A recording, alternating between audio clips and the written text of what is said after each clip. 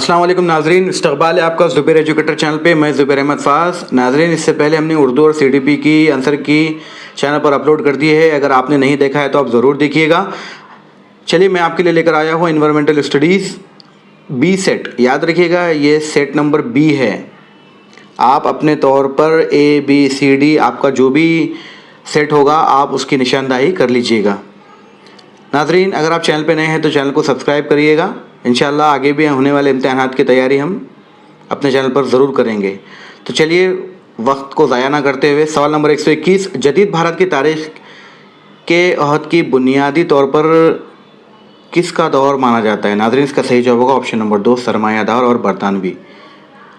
आइए अगला सवाल समझेंगे। सवाल नंबर 122, महाराष्ट्र राज्य पाठ्य पुस्तक निर्मिति व अभ्यासक्रम संशोधन मंडल पुणे, ये पुणे का इदारा है, तंजीम तलबा के लिए कौन सा माहनामा शाया करती है? तो नाजरीन, इसका सही जवाब है ऑप्शन नंबर 3, जीवन शिक्षण।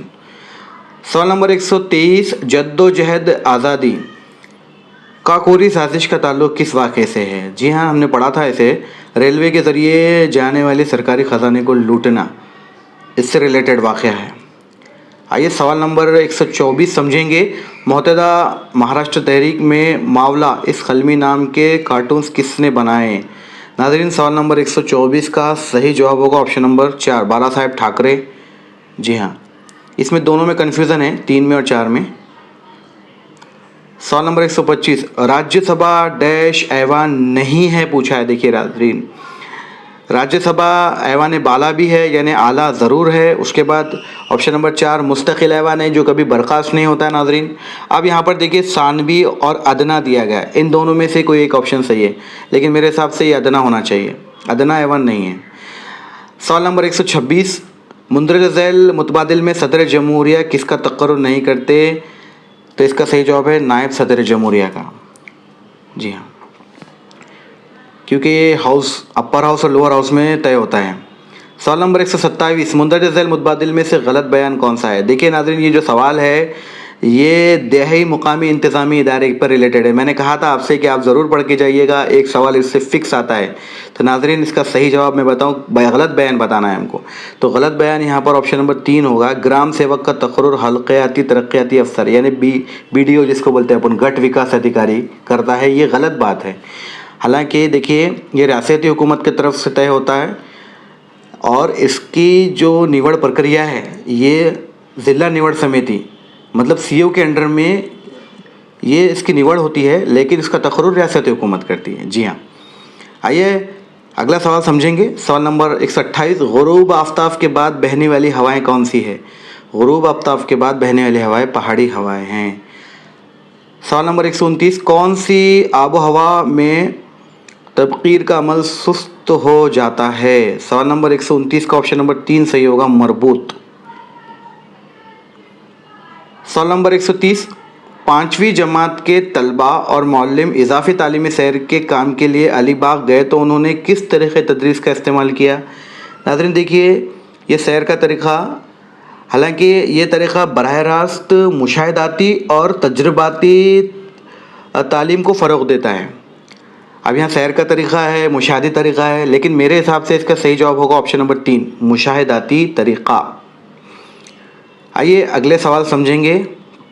सवाल नंबर 131, अजंता के गार कौन से ज़िले में वाक़ है? अजंता के गार छत्रपति संभाजी नगर इस ज़िले में वाक़ हैं, जिसे औरंगाबाद कहते हैं। आइए सवाल नंबर 132 समझें। झैल में से गैर मरई कारोबार करने वाला शख्स कौन सा है?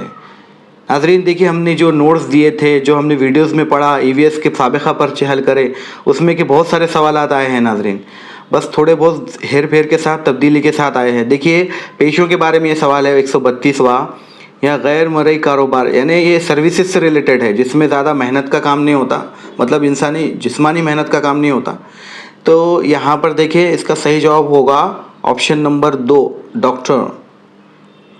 सवाल नंबर 133, खुतबैन पर अमल तबखीर की रफ्तार डैश होती है, कम से कम होती है? ऑप्शन नंबर 4, 133 का ऑप्शन नंबर 4। सर्द इलाक़ों में ठोस बर्फ़ डैश रहता है, मजबूत और गैर शफाफ रहता है। नाज़रीन ऑप्शन नंबर 2। सवाल नंबर 135, झैल में से मगरिबी सिमत में बहने वाली नदी कौन सी है? 135 का ऑप्शन नंबर 4 होना चाहिए, गोमती नदी।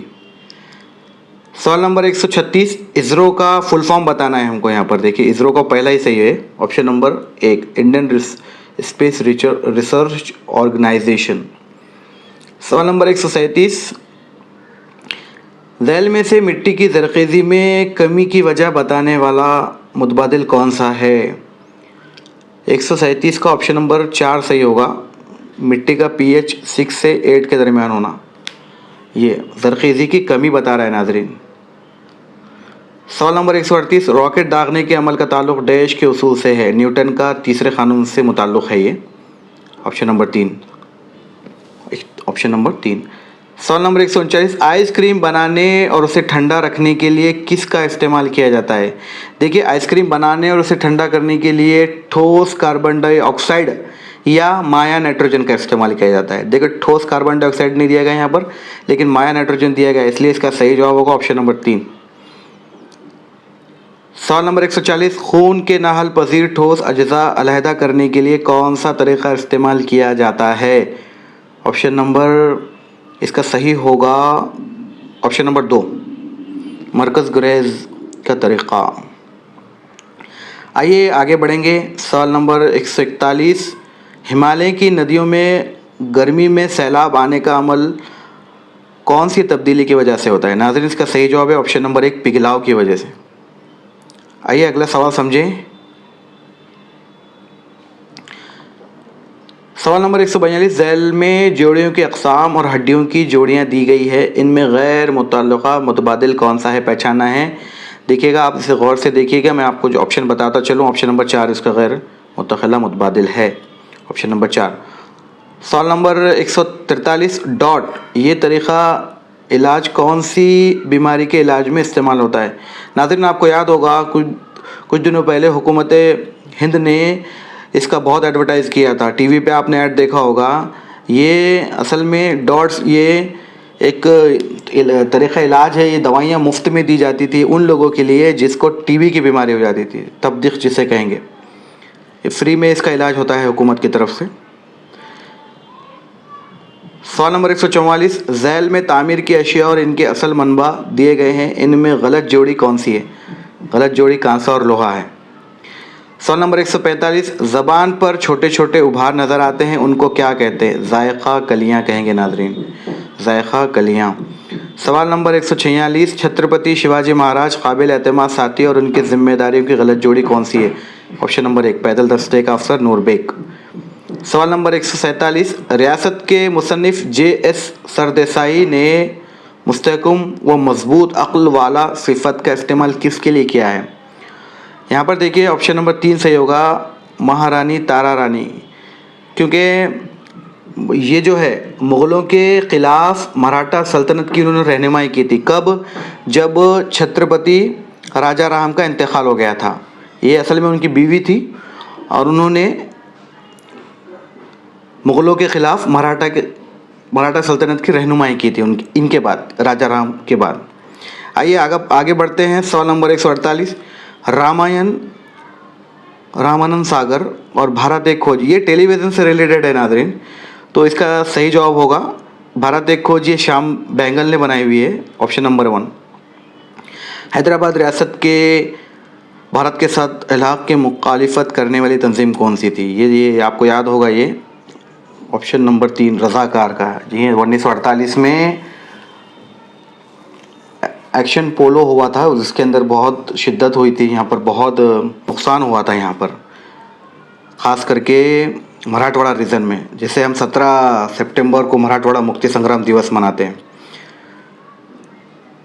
आइए